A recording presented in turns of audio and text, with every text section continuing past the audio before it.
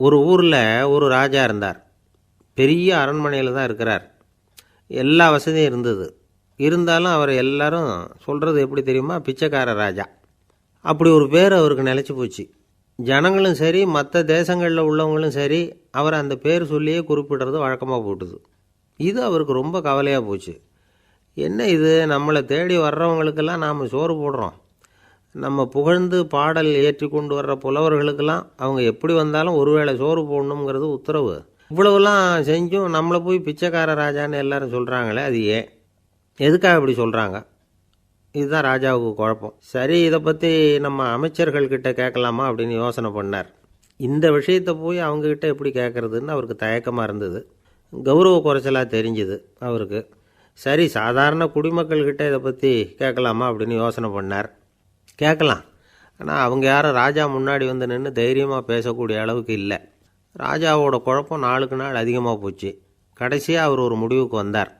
அதாவது இதை பற்றி ஒரு பிச்சைக்காரங்கிட்டே கேட்டு பார்த்துட்டா என்ன. இதுதான் அவர் பண்ண முடிவு. உடனே மாறு வேஷம் போட்டுக்கிட்டு நகர்வலம் போனார். ஒரு பிச்சைக்காரனை கண்டுபிடிச்சார். இதை பாருப்பா, நம்ம ராஜாவை எல்லாரும் பிச்சைக்கார ராஜான்னே சொல்கிறாங்களே, அதுக்கு என்ன காரணமாக இருக்கும் அப்படின்னு கேட்டார். அதுக்கு அவன் சொல்கிறான், இதுக்கான பதிலை இன்னும் ஒரு 30 நாளில் சொல்கிறேன் அப்படின்னா. உடனே இவருக்கு சந்தோஷம். உண்மையை அவங்ககிட்ட சொன்னார். நான் வேறு யாரும் இல்லை, நான் தான் இந்த நாட்டு ராஜா. இப்போ நீ என் கூடவே வந்துடு, அரண்மனையிலேயே தங்கிக்கோ. 30 நாள் கழித்து எனக்கு பதில் சொல்லிவிட்டு அதுக்கப்புறமா நீ போகலாம் அப்படின்னு சொல்லி அழைச்சிட்டு வந்துட்டார். அரண்மனையில் ஒரு மூலையில் அவன் தங்கிறதுக்கு இடம் கொடுத்தார். தினம் 2 வேளையும் இவனுக்கு சோறு போடுங்க அப்படின்னு உத்தரவு போட்டார்.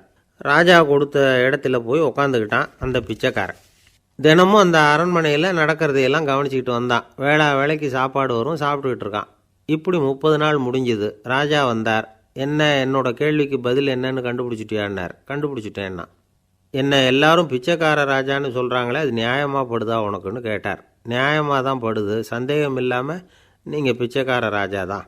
என்ன தான் நீங்கள் வசதியோடவும் படைபலத்தோடவும் இருந்தால் கூட நீங்கள் எங்கள் வர்க்கத்தை சேர்ந்த ஆசாமி தான் அப்படின்னு அடித்து சொல்லிவிட்டான் அந்த ஆள். ஏனால் அப்படி சொல்கிறேன்னு கேட்டார் இவர். அரசே, ஒரு உண்மையை கண்டுபிடிச்சி சொல்கிறதா நான் உங்ககிட்ட சொன்னேன். நீங்கள் ராஜ பரம்பரைன்னா உடனே உங்கள் கழுத்தில் கிடக்கிற முத்து மாலையை கழட்டி பரிசாக கொடுத்துருப்பீங்க, பொன்னையும் மணியையும் கொடுத்துருப்பீங்க. ஆனால் நீங்கள் அப்படி செய்யலை. என்னை ஒரு மூலையில் உட்கார வச்சு 2 வேளை சோறு போட சொன்னீங்க. உங்களை தேடி யார் வந்தாலும், யார் வந்து பாராட்டி பேசினாலும் அல்லது பிரச்சனைகளை சொன்னாலும் நீங்கள் செய்கிற ஒரே காரியம் சோறு போடுறது தான். பிச்சைக்காரனுக்கு சோறு மட்டும்தான் உலகம். உங்கள் விஷயத்துலேயும் நீங்கள் அப்படி தான் நினைக்கிறதாக தெரியுது. நல்லா கவனிங்க.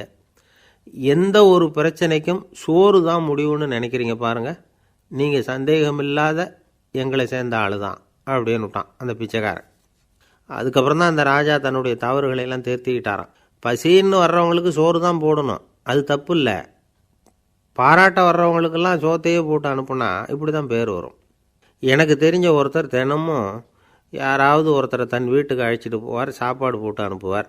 முன்னறிவிப்பு இல்லாமல் திடீர்னு ஒரு விருந்தாளியோட வீட்டில் போய் இவர் நிற்கிறது வழக்கம். அந்த அம்மாவும் இவருக்காக தயார் பண்ணி வச்சுருந்ததை இவர் அழைச்சிட்டு வந்திருக்கிற விருந்தாளிக்கு போட்டுருவாங்க. விருந்தாளி சாப்பிட்டுட்டு போனதுக்கப்புறம் இவர் மனைவிகிட்ட உனக்கு சிரமம் வேணாம் அப்படின்னு சொல்லிவிட்டு பக்கத்தில் உள்ள ஒரு ஹோட்டலுக்கு போய் காசு கொடுத்து சாப்பிட்டுட்டு வந்துடுவார். பல நாள் இப்படி நடக்கும். ஒரு நாள் அவரை தனியாக கூப்பிட்டுக்கிட்டு போய் ஏன் இப்படி பண்ணுறீங்கன்னு கேட்டோம். அதுக்கு அவர் சொல்கிறாரு, எங்கள் வீட்டு சாப்பாட்டிலேருந்து தப்பிக்கிறதுக்கு எனக்கு வேறு வழி எதுவும் தெரியல சார், அதனால தான் இப்படி பண்ணிகிட்ருக்கிறேன் அப்படின்னார் ரொம்ப பரிதாபமாக. ரொம்ப நாளைக்கு முன்னாடி ஒரு நாள் கோவலன் நாடகம் நடந்தது. எங்கள் மதுரையில் நடந்தது. அதில் ஒரு முக்கியமான கட்டம். கண்ணகி கிட்ட சிலம்பை வாங்கிக்கிட்டு அதை விற்கிறதுக்காக மதுரை நகருக்கு புறப்படுறான் கோவலன். அந்த சமயத்தில் கண்ணகி பாடுற மாதிரி ஒரு நாடக பாடல் நாடக ஆசிரியர் எழுதினது. அது என்ன பாட்டுன்னா, மா பாவியோர் கூடி வாழும் மதுரைக்கு மன்னா போகாதீர் என்று அப்படின்னு ஆரம்பிக்கும் அந்த பாட்டு. இதுதான் அந்த பாட்டு. இதை கண்ணகி மேடையில் பாடின உடனே கூட்டத்தில் சலசலப்பு. நம்ம ஊர்லேயே நமக்கு முன்னாடியே நின்றுக்கிட்டு மா பாவியோர் கூடி வாழும் மதுரை அப்படின்னு சொல்கிறாங்களே, என்ன தைரியம் அப்படின்னு எல்லாம் குழப்பம் பண்ண ஆரம்பிச்சிட்டாங்க. மக்கள் சத்தம் போட ஆரம்பிச்சிட்டாங்க. எதிர்ப்பு குரல் அது பாட்டுக்கு வர வர அதிகமாக போட்டுது. கொண்டுக்கிட்டு வா அந்த நாடக ஆசிரியரை, எழுதுனது யார் அப்படின்னு ஒரே சத்தம், கூச்சல். வேறு வழி இல்லை. மெதுவாக மேடைக்கு வந்தார் அந்த நாடக ஆசிரியர். 4 பக்கத்திலிருந்தும் கேள்வி கணைகள். மக்களை பார்த்து கொஞ்சம் அமைதியாக இருங்கோ அப்படின்னு சொல்லிவிட்டு தன்னுடைய விளக்கத்தை சொல்ல ஆரம்பித்தார் அந்த நாடக ஆசிரியர். மா அப்படின்னு சொன்னால் திருமகளாகிய லட்சுமி அப்படின்னு அர்த்தம். பா அப்படின்னா கலைமகளாகிய சரஸ்வதி. வி அப்படின்னா மலைமகளாகிய பார்வதி. மா பாவியோர் அப்படின்னா திருமகளும் கலைமகளும் மலைமகளும், இவங்க மூவரும் அப்படின்னு அர்த்தம். இந்த 3 பேரும் வாழ்கின்ற மதுரை புனிதம் நிறைந்தது, சகல செல்வங்களும் நிறைஞ்சது. அப்படிப்பட்ட ஊரில் நான் அணிந்து கொள்ளும் இந்த சாதாரண சிலம்பை யார் வாங்கிக்குவாங்க அப்படிங்கிற எண்ணத்தோடு தான் கண்ணகி அப்படி சொல்கிறா. அதை நினச்சி தான் நான் எழுதினேன். ஆகவே மதுரையை ரொம்ப சிரமப்படுத்தணும், ரொம்ப மோசமாக எழுதணும் அப்படிங்கிற எண்ணம்லாம் எனக்கு கிடையாது. பெருமைப்படுத்தணும்னு நினச்சி தான் அப்படி எழுதினேன் அப்படின்னு விளக்கம் கொடுத்தாராம். இந்த விளக்கத்தை கேட்டதும் எல்லாரும் ரொம்ப சமாதானம் ஆகிட்டாங்களாம். இப்படி விளக்கம் கொடுத்த அந்த நாடக ஆசிரியர் யார் தெரியுமா? அவர் தான் தமிழ் நாடக உலகின் முதல் ஆசான் சங்கரதாஸ் சுவாமிகள். அவருக்கு நகைச்சுவை உணர்வும் அதிகம். 1920ஆம் ஆண்டு திருநெல்வேலியில் அவர் தங்கியிருக்கிறார் நாடகம் நடத்துறதுக்காக. அவர் தங்கியிருந்த வீட்டில் கொசு மூட்டைப்பூச்சி அதிகமாக இருந்திருக்கு. அவரால் தூங்கவே முடியல. அவர் அனுபவித்த தொல்லைகள் ஒரு பாட்டாக உருவாச்சு. வேடிக்கையாக ஒரு பாட்டு எழுதினாராம். மூட்டையும் கொசுவும் ஒரு வீட்டிலே மீட்டிங் போட்டால் முன்னே நிற்க யாரால் முடியும்? கொசு மோகன ராகம் போல சத்தம் போட்டு முன்னே நின்று செய்திடும் யுத்தம். இதை மறுநாள் நாடகத்தில் கோமாளி வேஷம் போட்ட ஒரு சிறுவனை விட்டு பாட வச்சுருக்கார். எல்லாரும் சிரித்து ரசித்தாங்களாம். சங்கரதாஸ் சுவாமிகள் கல்யாணமே பண்ணிக்கல, துறவி மாதிரியே வாழ்ந்திருக்கார். தமிழ் நாடக கலைக்கு தன்னையே அர்ப்பணம் பண்ணிக்கிட்டவர் அவர். 1922 நவம்பர் மாதத்தில் ஒரு நாள் புதுச்சேரியில் அவர் வாழ்க்கை முடிஞ்சுது. அப்போ அவருக்கு வயசு 55. சங்கரதாஸ் சுவாமிகள் நாடக ஆசிரியர் மட்டும் இல்லை, மேடை நாடக இயக்குனர், தயாரிப்பாளர். அவரே ஒரு சிறந்த நடிகர். ஒரு தடவை சாவித்திரி நாடகத்தில் இவர் யமதர்மனாக வேஷம் போட்டு நடிச்சிருக்கிறார். நாடகம் பார்த்துக்கிட்டு இருந்த கருவுற்ற ஒரு பெண்மணிக்கு பயத்தினால அங்கேயே குழந்தை பிறந்துட்டு தான். அந்த நிகழ்ச்சிக்கு அப்புறம் இவர் இந்த வேஷம் போடுறப்போலாம் ஜனங்களுக்கு முன்கூட்டியே எச்சரிக்கை கொடுக்க ஆரம்பிச்சிருவாராம். அதாவது அப்படி யாராவது பயப்படுறவங்க இருந்தால் கொஞ்சம் கண்ணை மூடிங்க அல்லது எழுந்திரிச்சு போடுங்கன்னு. நடிப்புன்னா அப்படிலாம் இருக்கணும். இந்த காலத்தில் நடிகர் ஒருத்தர் சொன்னார், சார் நான் இந்த நாடகத்தில் நடிக்கிறப்போ முகத்தில் நவரசங்களையும் காட்டி நடித்தேன், உணர்ச்சிகளையெல்லாம் நல்லா காட்டி நடித்தேன். அப்படி இருந்தும் ஜனங்கள் கல்லை எடுத்து மேடையில் வீசிவிட்டாங்க சார் அப்படின்னார். நாடகத்தில் உங்களுக்கு என்ன வேஷம் அப்படின்னு கேட்டாங்க. அது செத்து கிடக்கிற பணமாக நடித்தேன் சார் அப்படின்னார். ஒருத்தரை பார்த்து உன்னுடைய நண்பர்கள் யார் அப்படின்னு ஒரு கேள்வி கேட்டு பாருங்கள். கொஞ்சம் யோசித்து பதில் சொல்லுவாங்க. அவங்கக்கிட்டேயே உன்னுடைய எதிரிகள் யார் அப்படின்னு கேளுங்க, கடகடன்னு ஒப்பிச்சிருவாங்க. நம்ம மனசு இருக்க அது எப்படின்னா, நம்ம நண்பர்களை விட எதிரிகளை அது நல்லா ஞாபகத்தில் வச்சுக்கும். இது ஒரு ஆச்சரியமான உண்மை. உங்களால் நண்பர்களை மறந்துட முடியும், ஆனால் எதிரிகளை மறந்துட முடியாது. இது ஒரு வேடிக்கையான நிலைமை தான். அழகான தருணங்களை நாம் ஏன் மறந்துடுறோம்? இது இயற்கை. ஏன்னா நம்ம மனசு மலர்களை கவனிக்கிறதில்ல, அதில் இருக்கிற முள்ளை தான் கவனிக்குது. தன்னை காயப்படுத்துகிற எதையும் அது உடனே கண்டுகொள்ளுது. ஒரு தெளிந்த சிந்தனையுடைய மனசு மிக அழகாக உள்ள எல்லாத்தையும் கவனிக்கும். அது நன்றியுடன் உணரக்கூடிய எல்லாத்தையும் பார்த்து குறிச்சிக்கும்.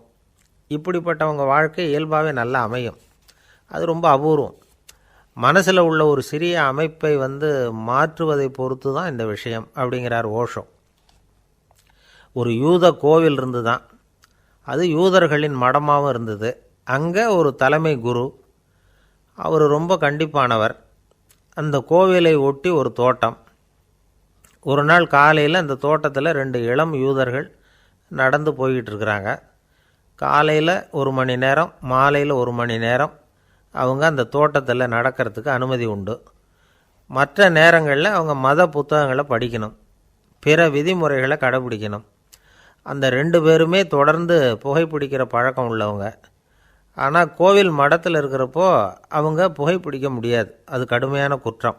சரி, நாம் தோட்டத்தில் இருக்கிறப்போவாவது புகைப்பிடிக்கலாமா அப்படின்னு ஒரு ஆசை அவங்க 2 பேருக்குமே. இருந்தாலும் பயம். இப்படி கேட்டால் மதகுரு என்ன சொல்லுவாரோ அல்லது என்ன செய்வாரோங்கிற பயம். இப்படியே கொஞ்ச நாள் ஆச்சு. ஒரு நாள் இந்த 2 பேரில் ஒருத்தன் ரொம்ப கலங்கி போய் அந்த கோவிலிருந்து வெளியில் வந்துக்கிட்டு இருந்தான். வந்தவன் நேராக தோட்டத்து பக்கம் போனான். அங்கே இன்னொருத்தன் ஆனந்தமாக புகை பிடிச்சிக்கிட்டு இருக்கிறான். அதை பார்த்து தான் இவனுக்கு அதிர்ச்சி. அட கடவுளே, என்ன இது, நீ கேட்காமலே ஆரம்பிச்சிட்டியா அப்படின்னா. இல்லை இல்லை, நான் கேட்டுவிட்டு தான் ஆரம்பிச்சிருக்கேன்னா அவன். அப்படியா, என்ன மனுஷன் இவர், நானும் தான் கேட்டேன், என்னை கண்ணாபுண்ணான்னு திட்டிவிட்டார். இது என்ன கோவிலா இல்லை நரகமா? உனக்கு புகை பிடிக்கணும்னு ஆசையாக இருந்தால் நரகத்துக்கு போகணும்னு சொல்லிவிட்டார். அது சரி, உன்னை மட்டும் எப்படி அனுமதிச்சார் அப்படின்னு கேட்டான் இவன். அவன் சிரிச்சுக்கிட்டே, நீ எப்படி கேட்ட சொல்லு அப்படின்னா. நாம் இந்த தோட்டத்துக்கு வர அனுமதிக்கப்பட்டிருக்கிறதே ஜபத்துக்காகத்தானே, அதனால் நான் ஜபம் சொல்லும் பொழுது புகை பிடிக்கலாமா அப்படின்னு கேட்டேன். அதுக்கு தான் அவர் சத்தம் போட்டு என்னை அடிக்கவே வந்துட்டார் அப்படின்னா இவன். நீ ஒரு மாதிரியாக கேட்டிருக்க, நான் வேறு மாதிரியாக கேட்டிருக்கிறேன். ஜபம் சொல்லும்போது புகை பிடிக்கலாமான்னு நீ கேட்டிருக்க. ஐயா, புகை பிடிக்கும் பொழுது ஜபிக்கலாமா அப்படின்னு நான் கேட்டேன். அதில் தப்பு ஒன்றும் இல்லை அப்படின்னு பதில் சொல்லிட்டார் அப்படின்னா. ஒரு சிறிய மாற்றம்தான் அது மிகப்பெரிய மாறுதலை ஏற்படுத்தி விட்டது. மனசு நல்ல விதமாக சிந்திக்க ஆரம்பிச்சுட்டுதுன்னா மகிழ்ச்சிக்கு பஞ்சம் இல்லை.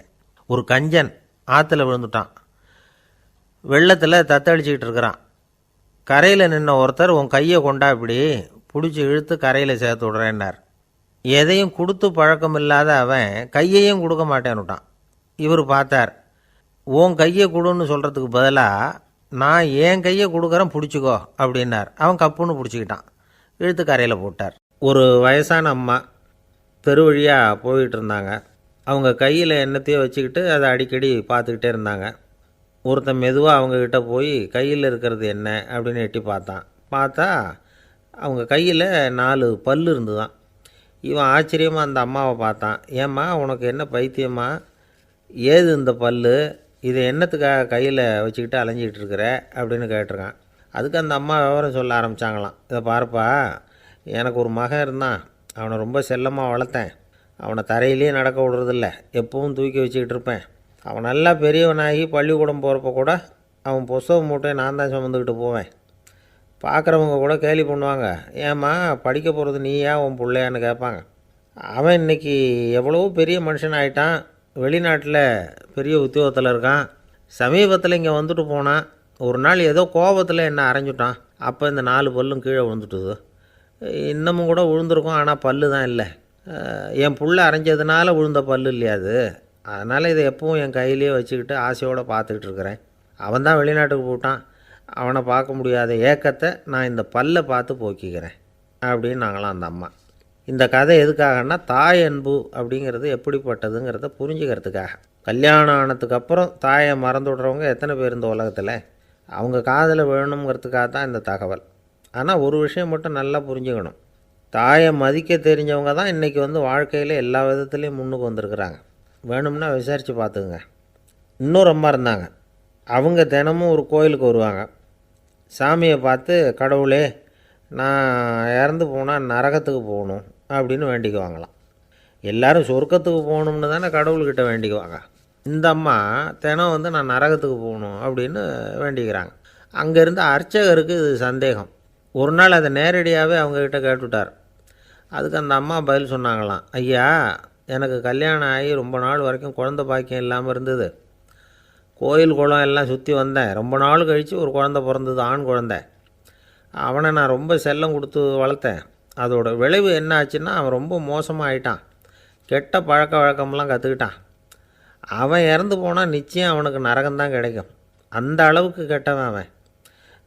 அப்படிப்பட்ட காரியங்கள்லாம் பண்ணிகிட்ருக்கான், எனக்கு தெரியும்.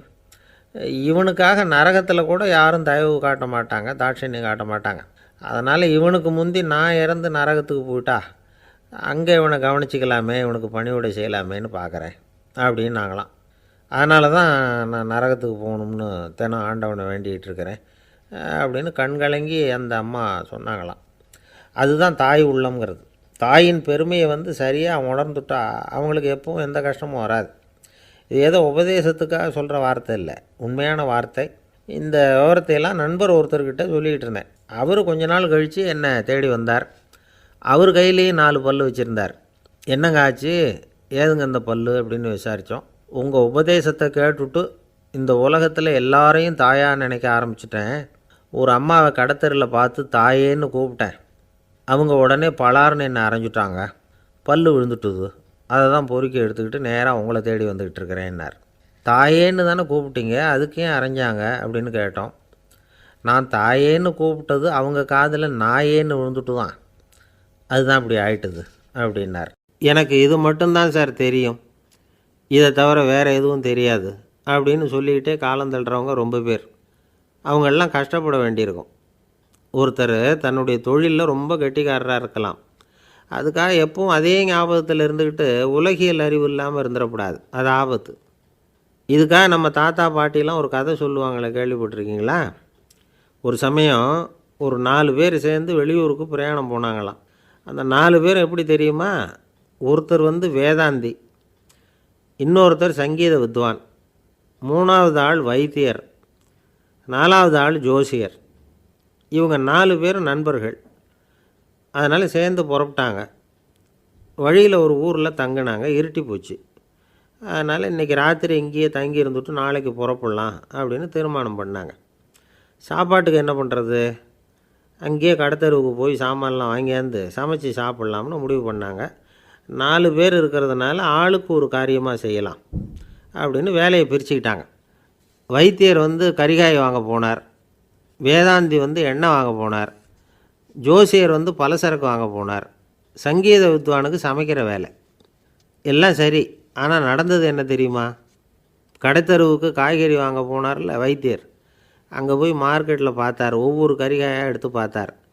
இது பித்தம், உடம்புக்கு ஒத்துக்காது, இது வாயு, உடம்புக்கு ஒத்துக்காது அப்படின்னு ஒவ்வொன்றா தள்ளினார். கடைசியில் ஒன்றுமே தேரல, வெறுங்கையோடு திரும்பி வந்துக்கிட்டு இருக்கிறார். எண்ணெய் வாங்க போனார் வேதாந்தி, அவர் ஒரு தொன்னையில் எண்ணெயை வாங்கினார். பேசாமல் அதை எடுத்துகிட்டு வர வேண்டியது தானே, முடியல. அவருடைய வேதாந்த மூளை சிந்திக்க ஆரம்பிச்சுட்டுது. இந்த தொன்னைக்கு எண்ணெய் ஆதாரமா அல்லது எண்ணெய்க்கு தொன்னை ஆதாரமா அப்படிங்கிற ஆராய்ச்சியில் இறங்கினார். என்னாச்சு தெரியுமா? அப்படி கவுத்து பார்த்தார். வாங்கின எண்ணெய் பூராவையும் வழியில் கொட்டிவிட்டு வெறும் தொன்னையோடு சேர்ந்தார். பலசரக்கு வாங்க போனார் ஜோசியர், அவர் ஒரு வழியில் பார்த்தார். வழியில் வந்தவங்களெல்லாம் அங்கங்கே ஒரு மரத்தடியில் உட்கார வச்சு அவங்களுக்கெல்லாம் ஆர்வம் சொல்ல ஆரம்பிச்சிட்டார். அப்படி ஒவ்வொருத்தராக சொல்லி முடிச்சுட்டு கடத்தருக்கு போய் சேர்ந்தார். இவர் அங்கே போய் சேர்றதுக்குள்ளே ரொம்ப நேரம் ஆகிட்டுது. கடையெல்லாம் பூட்டிவிட்டு போயிட்டாங்க. என்ன செய்கிறது? அவரும் வெறுங்கையோடு திரும்பி சேர்ந்தார். சரி, இவங்க கதை தான் இப்படி ஆச்சு. அங்கே சமைக்கிறதுக்காக உட்காந்துருந்தார் சங்கீத வித்வான், அவர் கதை என்னாச்சு தெரியுமா? அங்கே அவர் அடுப்பை பற்ற வச்சு ஒலையை கொதிக்க வச்சார். அதாவது ஒரு பானையில் தண்ணியை ஊற்றி அடுப்பில் வச்சார். அது கொதிக்க ஆரம்பிச்சிது. தண்ணி கொதிக்கிற சத்தம் இருக்குதுல்ல, அது இவருக்கு தாளம் போடுறது மாதிரி இருந்தது. ஒரே குஷி, பாட ஆரம்பிச்சிட்டார். பாடிக்கிட்டே உற்சாகமாக கையில் இருந்த கரண்டியால் அந்த பானையில் தட்டினார், தாளம் போடுறதா நினச்சிக்கிட்டு. அவ்வளவுதான், பானை பட்டுன்னு உடஞ்சி போச்சு. தலையில் கையை வச்சுக்கிட்டு அவரும் உட்காந்துட்டார். எந்த தொழில் தெரிஞ்சாலும் சரி, அதை புத்திசாலித்தனமாக பயன்படுத்த தெரியலன்னா ஆபத்து தான். அதுக்காக தான் இந்த கதை. ஒரு பஸ்ஸு டிரைவர் ரொம்ப கெட்டிக்காரர். பஸ்ஸை ரொம்ப திறமையாக ஆபத்து இல்லாமல் ஓட்டினதுக்காக பரிசுலாம் வாங்கினவர். அவரே ஒரு படகு ஓட்டுறதுக்காக அழைச்சிட்டு போயிருக்கிறாங்க, மோட்டார் படகு. அதையும் ரொம்ப திறமையாக தான் ஓட்டிகிட்டு போயிருக்கிறாரு. நடுக்கடலில் போனதும் படகு நின்று போச்சு. மோட்டாரில் ஏதோ கோளாறு. என்ன செய்யலாம் அப்படின்னு அந்த டிரைவரை கேட்டிருக்கிறாங்க படகுல இருந்தவங்கெல்லாம்.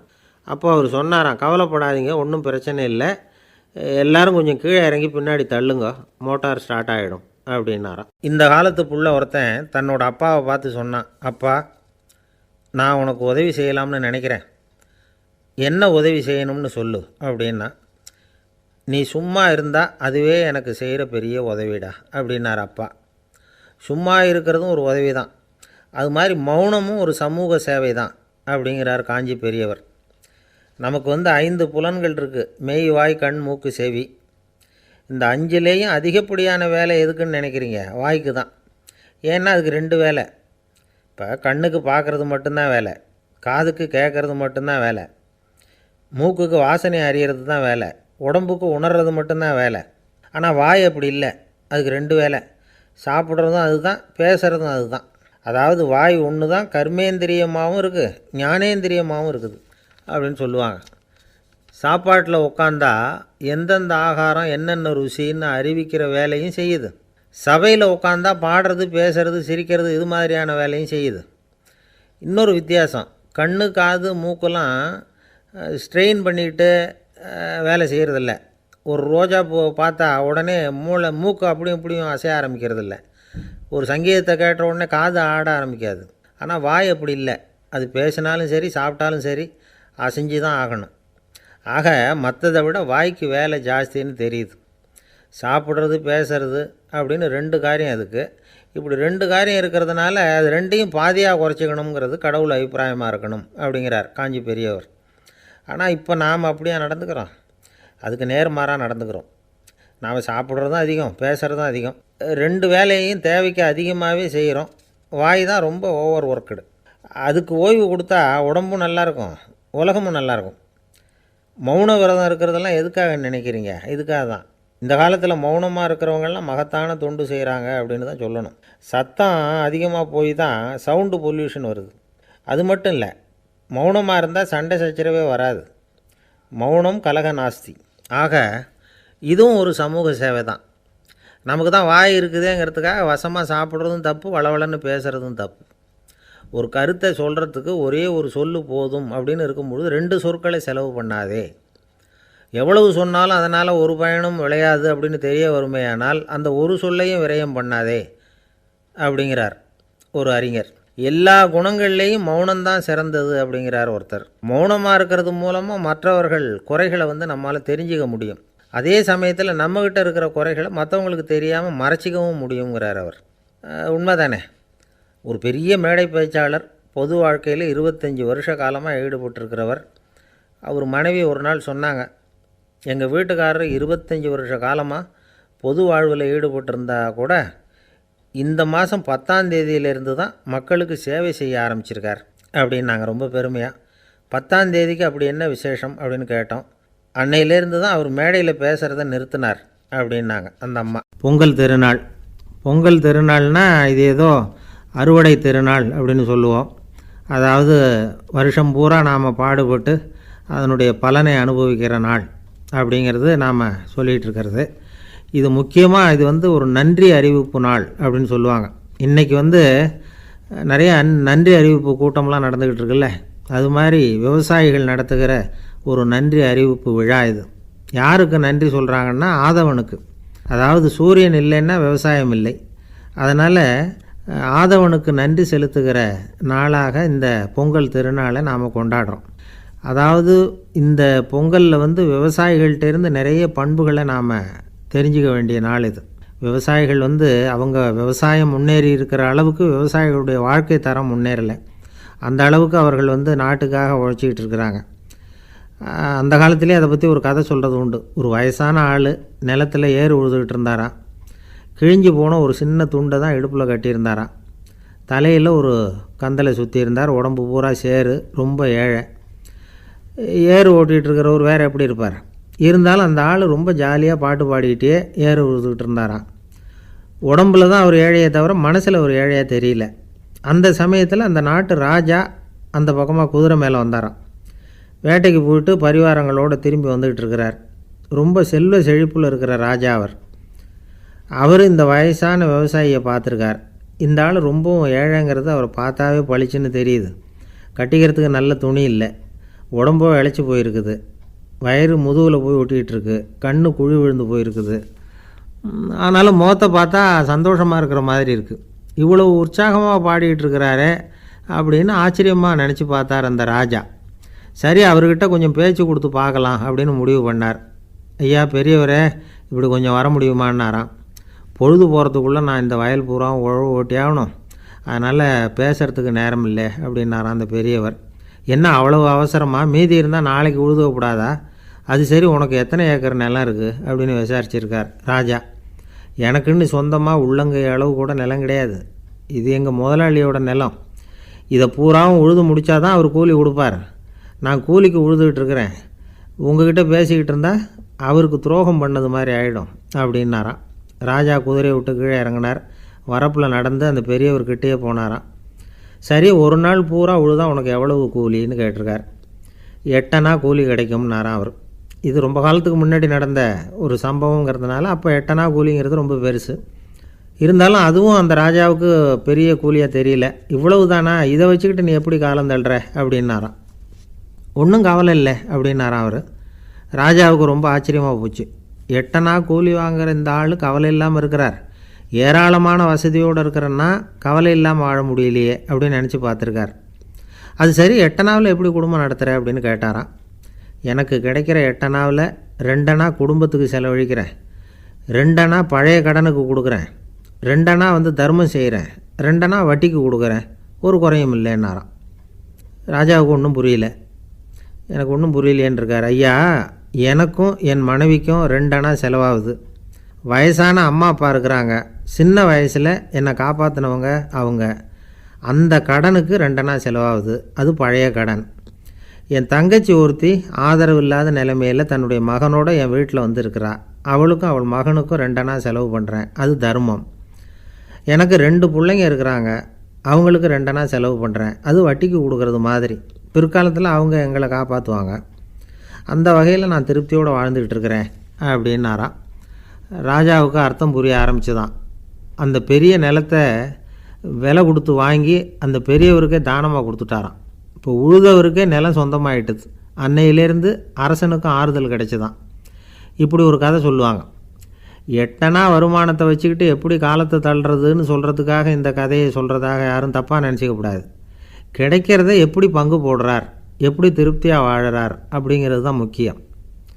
அது மாதிரி இன்றைக்கு இந்த பொங்கல் திருநாளில் உழவர்கள் மனசு மகிழ்ச்சியாக இருந்ததுன்னா அது எல்லாரும் மகிழ்ச்சியாக இருக்கிறது மாதிரி அர்த்தம்.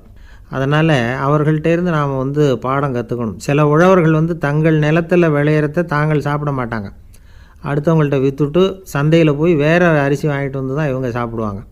அப்படிப்பட்ட விவசாயிகள்லாம் இது உண்டு. பங்கிடுகிற பண்பை உழவர்கள்ட்டேருந்து கற்றுக்கொள்ளுங்கள் அப்படிம்பாங்க. ஒரு ஆள் நிம்மதியாக மகிழ்ச்சியாக இருந்தானா, உங்கள் நிம்மதிக்கும் மகிழ்ச்சிக்கும் என்ன காரணம்னு கேட்டிருக்கார் இன்னொருத்தர். என்கிட்ட இருந்தது பூராவையும் என் பிள்ளைங்களுக்கு சமமாக பங்கு போட்டு கொடுத்துட்டேன், எனக்குன்னு எதுவுமே வச்சுக்கல, அதுதான் நிம்மதிக்கு காரணம்ன்றிருக்கான். உங்ககிட்ட இருந்தது எவ்வளவு இருந்தது அப்படின்னு கேட்டிருக்காரு அவர். மொத்தமாக ஒரு 50,000 ரூபா இருக்கும் அப்படின்னு இருக்கான். அவ்வளவும் பணமாகவே இருந்ததா அப்படின்னு கேட்டிருக்காங்க இவங்க. இல்லைங்க, அவ்வளவும் கடன், அதை தான் பிரித்து கொடுத்துருக்கேன் பிள்ளைங்கக்கிட்ட அப்படின்னு நானும் அவன். இந்த உலகத்தில் நாம் நல்லபடியாக இருக்கணும்னா அதுக்கு முக்கியமாக தேவைப்படுறது 2. ஒன்று செல்வம், இன்னொன்று அறிவு. சரி, இது 2ல் சிறந்தது எது அப்படின்னு ஒரு கேள்வி கேட்டால் என்ன பதில் சொல்கிறது? இதே கேள்வியை ஹஸ்ரத் அலி அவர்கள்கிட்ட கேட்டாங்களாம். அவர் ஒரு பெரிய அறிஞர். கேள்வி கேட்டவங்களும் சாதாரண ஆட்கள் இல்லை, இவங்களும் அறிஞர்கள். ஒரு நாள் ஹஸ்ரத் அலி அவர்கள்கிட்ட 10 அறிஞர்கள் வந்தாங்களாம். ஐயா, நாங்கள் 10 பேரும் உங்ககிட்ட ஒரே கேள்வியை தான் கேட்க வந்திருக்கிறோம், ஆனால் எங்கள் 10 பேருக்கும் நீங்கள் தனித்தனியாக பதில் சொல்ல முடியுமா அப்படின்னு கேட்டிருக்காங்க. அதாவது அவங்க ஒரே கேள்விக்கு இவர்கிட்ட இருந்து 10 விதமான பதில் எதிர்பார்க்குறாங்க. சரி கேளுங்க, என்ன கேள்வி அப்படின்னார் அவர். அப்போ தான் அவங்க கேட்டாங்களாம், செல்வம் அறிவு இது 2ல் சிறந்தது எது? இதுதான் கேள்வி. ஹஸ்ரத் அலி என்ன பண்ணார் தெரியுமா? அவங்கள ஒவ்வொருத்தராக கூப்பிட்டார், ஒவ்வொரு விதமான பதிலை சொல்லி அனுப்புனார். முதல்ல ஒருத்தரை கூப்பிட்டார், சொன்னார், அறிவுங்கிறது தீர்க்கதரிசிகள், ஞானிகள், மகான்கள் இவங்களோட பரம்பரை சொத்து. ஆனால் செல்வங்கிறது கொடுங்கோலரின் ஆயுதம், அதனால் அறிவு தான் சிறந்தது அப்படின்னார். 2வது ஆளை கூப்பிட்டார், உங்ககிட்ட செல்வம் இருந்தால் நீங்கள் தான் அதை காப்பாற்றணும், ஆனால் அறிவு உங்களை எப்பவும் காப்பாற்றும், ஆகவே அறிவு தான் சிறந்தது அப்படின்னார். 3வது ஆளை கூப்பிட்டார், செல்வந்தனுக்கு எப்போதும் விரோதிகள் அதிகம், ஆனால் அறிஞனுக்கு நண்பர்கள் அதிகம், அதனால் அறிவு தான் சிறந்ததுன்னார். அடுத்தவரை கூப்பிட்டார், செல்வம் அடுத்தவங்களுக்கு கொடுக்க கொடுக்க குறையும், ஆனால் கல்விங்கிறது அதிகரிச்சுக்கிட்டே வரும், கொடுக்கறதுனால குறையாது, அதனால் அறிவு தான் சிறந்ததுன்னார். இன்னொருத்தரை கூப்பிட்டார், அறிவுள்ளவன் எப்பவும் அதை அடுத்தவங்களுக்கு வாரி வழங்கிக்கிட்டே இருப்பான், அதனால் அவங்ககிட்ட தாராளத்தன்மை இருக்கும், ஆனால் செல்வந்தன்கிட்ட கஞ்சத்தனம் தான் இருக்கும், அதனால் அறிவு தான் சிறந்ததுன்னார். 6வது நபரை கூப்பிட்டார், செல்வத்தை கள்வர்கள் திருடிட்டு போக முடியும், ஆனால் அறிவை அப்படி திருடிட்டு போக முடியாது அப்படின்னார். 7வது நபரை கூப்பிட்டார், செல்வம் கால ஓட்டத்தில் அழிஞ்சிரும், ஆனால் அறிவை கால ஓட்டம் ஒன்றும் பண்ண முடியாது, ஆகவே அறிவே சிறந்ததுன்னார். 8வது ஆளை கூப்பிட்டு சொன்னார், செல்வத்துக்கு எப்பவும் எல்லை உண்டு, நிறை உண்டு, அளவு உண்டு, கணக்கு உண்டு, ஆனால் அறிவுக்கு அப்படிப்பட்ட எல்லை எதுவும் கிடையாது, அதனால் அதுதான் சிறந்ததுன்னார். அடுத்தவனை கூப்பிட்டார், செல்வம் உள்ளத்தில் உள்ள ஒளியை போக்கிவிடும், இருட்டை உண்டாக்கிவிடும். விரிந்த மனப்பான்மையை குறுகலாக்கிவிடும். ஆனால் அறிவு அப்படி இல்லை. இருண்ட உள்ளத்தில் ஒளியை பாய்ச்சி அதை விசாலப்படுத்துது. அதுதான் சிறந்ததுன்னார். கடைசியாக 10வது நபரை கூப்பிட்டார். செல்வம் மனசில் செருக்கை உண்டாக்குது, ஆணவத்தை ஏற்படுத்துது. அதனால் நானே கடவுள்னு நினைக்கிற அளவுக்கு மனுஷனை தாழ்த்தி விடுது. ஆனால் அறிவு பணிவையும் பண்பாட்டையும் வளர்க்குது. அதனால் அறிவு தான் சிறந்ததுன்னார். ஆக இப்படி 10 பேருக்கும் 10 விதமாக பதில் சொன்னது மூலமாக ஹஸ்ரத் அலி அவர்கள் அறிவு தான் செல்வத்தை விட சிறந்தது அப்படிங்கிறதுக்கு 10 காரணங்களை சுட்டி காட்டியிருக்கார். அந்த அறிஞர் 10 பேர் கேட்ட ஒரே கேள்விக்கு 10 பதில் சொன்னார். நமக்கு வேண்டிய ஒருத்தர் 10 பேர் கேட்ட கேள்விக்கு ஒரே பதில் சொல்லி சமாளித்தார். கேள்வி என்ன தெரியுமா? என்கிட்ட வாங்கின கடனை எப்போயா திருப்பி கொடுக்க போகிற? இதுதான் அந்த 10 பேரும் கேட்ட ஒரே கேள்வி. இந்த மாதம் 26ஆம் தேதி தந்துடுறேன் அப்படிங்கிற ஒரே பதில் சொல்லி அவ்வளவு பேரையும் இவர் அனுப்பி வச்சுட்டாராம். எல்லாரும் போனதுக்கப்புறம் இவரை தனியாக கூப்பிட்டு கேட்டிருக்கிறாங்க. அது என்ன சார் கணக்கு, 26ஆம் தேதி அன்னைக்கு என்ன அதிசயம் நடக்க போகுது அப்படின்னு கேட்டிருக்காங்க. அதிசயம் அன்னைக்கு இல்லை, அதுக்கு நாளே நடக்க போகுதுன்னாராம். விவரமாக சொல்லுங்கன்றிருக்காங்க. வேறு ஒன்றும் இல்லைங்க, 26ஆம் தேதி தானே எல்லாரையும் வர சொல்லியிருக்கிறேன், அதுக்கு நாளே நான் புறப்பட்டு தலைமறைவாயிட போகிறேன் அப்படின்னாராம் ரொம்ப பெருமையாக.